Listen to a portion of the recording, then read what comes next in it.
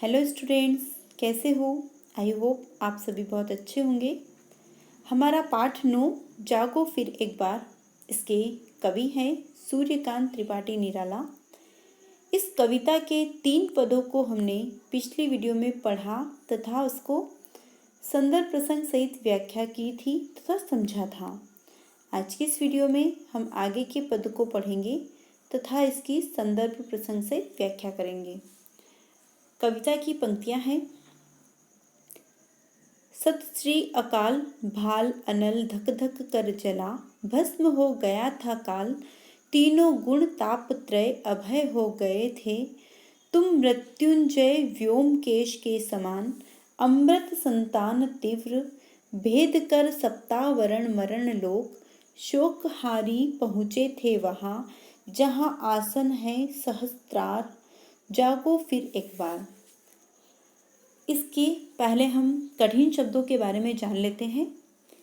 भाल का अर्थ है माथा, अनल का अर्थ आग और धधक धधक कर जलना मतलब बहुत तेज ज्वाला उठना। तापत्रय का अर्थ होता है तीनों प्रकार के दुख। अभय का अर्थ है निडर। मृत्युंजय मृत्यु को जीतने वाले अर्थात शिवजी। उसके बाद सप्तावरण का अर्थ होता है 7 आवरण। मृत्युलोक मरण लोक का अर्थ मृत्युलोक। शोकहारी दुख दूर करने वाला।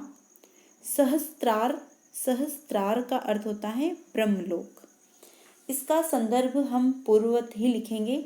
एक बार फिर मैं आपके सामने संदर्भ को रिपीट कर देती हूँ। प्रस्तुत पंक्तियाँ सूर्यकांत त्रिपाठी निराला के द्वारा रचित कविता जागो फिर एक बार से ली गई हैं। इसका प्रसंग है।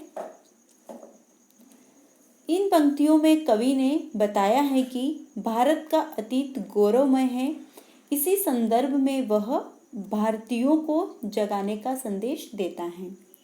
इसकी व्याख्या है।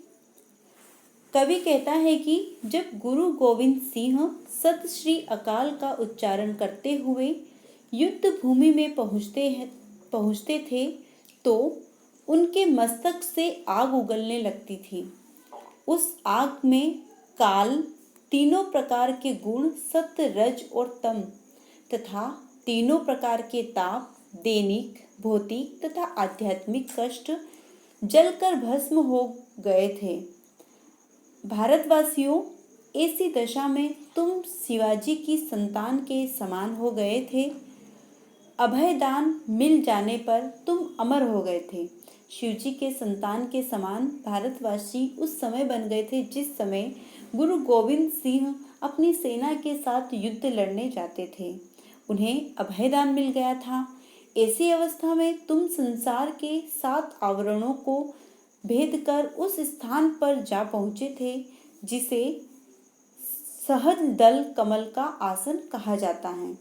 अर्थात योग सिद्धि के द्वारा तुमने ब्रह्मरंध्र की अवस्था को पा लिया था। तुम एक बार फिर जागो और शत्रुओं का सफाया कर दो, शत्रुओं को हमारे देश से भगा दो। इस प्रकार से कवि सूर्यकांत त्रिपाठी निराला गुरु गोविंद सिंह के माध्यम से भारत देश के वासियों से देश की रक्षा करने का संकल्प लेने के लिए कहता है। आगे की पंक्तियां हैं। सिंह की गोद से छीनता रे शिशु कौन, मौन भी क्या रहती वह, रहते प्राण रे अजान। एक मेष माता ही रहती है, निर्मेष दुर्लभ वह, छीनती संतान जब जन्म पर अपने, अभिशप्त तृप्त आंसू बहाती है, किंतु क्या योग्य जन जीता है।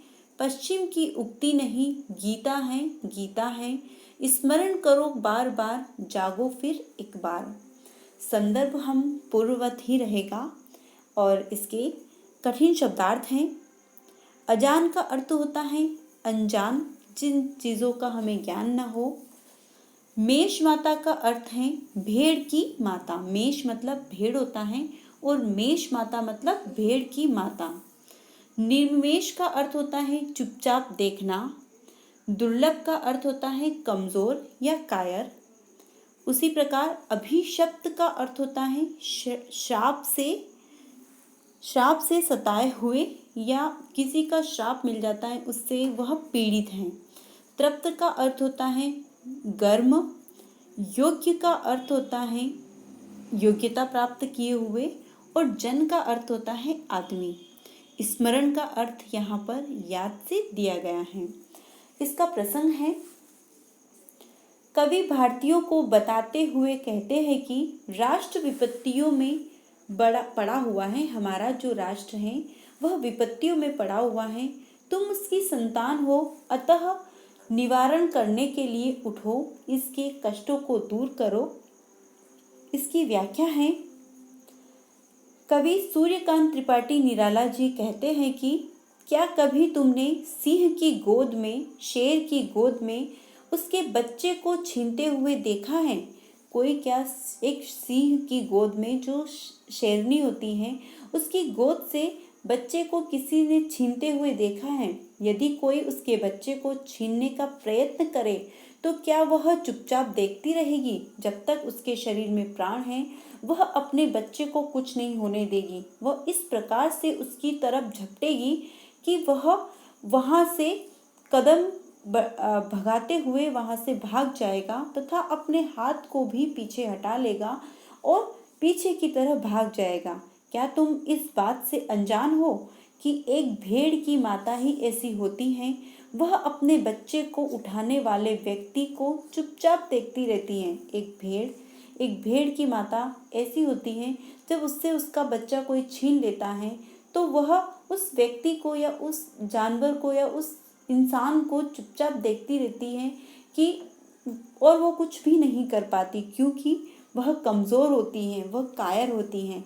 उसकी संतान जब उससे छीनी जाती है तब अपने जन्म पर दुखी होकर आंसू बहाती हैं। उसकी संतान जब उससे छीन ली जाती है तो बस वह दुखी हो सकती है, क्योंकि वह कमज़ोर होने के कारण कुछ भी नहीं कर पाती और बस आंसू बहाती रहती हैं।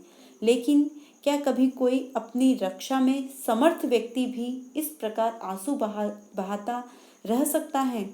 इस संसार में योग्य नहीं अपितु इस संसार में योग्य व्यक्ति ही जीता है। कवि कहता है कि इस पूरे संसार में जो योग्य व्यक्ति होता है, जो हर चीज़ से अपने आप की रक्षा और दूसरों की रक्षा करने में सक्षम होता है, वही व्यक्ति इस संसार में जी पाता है। यह पश्चिम की उक्ति ही नहीं, यह मतलब अंग्रेजों की या पश्चिम देश की युक्ति ही नहीं है, यह तो हमारे गीता का सार भी है कि एक योग्य व्यक्ति ही इस संसार में जीवित रख सकता है, इस संसार में जीने लायक है। इसलिए मेरा आप सभी देशवासियों से आग्रह है, विनती है कि आप सभी एक बार अपने आलस्यों को छोड़कर जागिए और हमारे देश की स्वतंत्रता की रक्षा कीजिए और इस तरीके से उठकर खड़े हो कि शत्रु हमारे देश से उल्टे पैर भागने के लिए तैयार हो जाए या फिर शत्रुओं को हम मार गिराएं। आई होप आपको ये समझ में आया होगा। Thank you.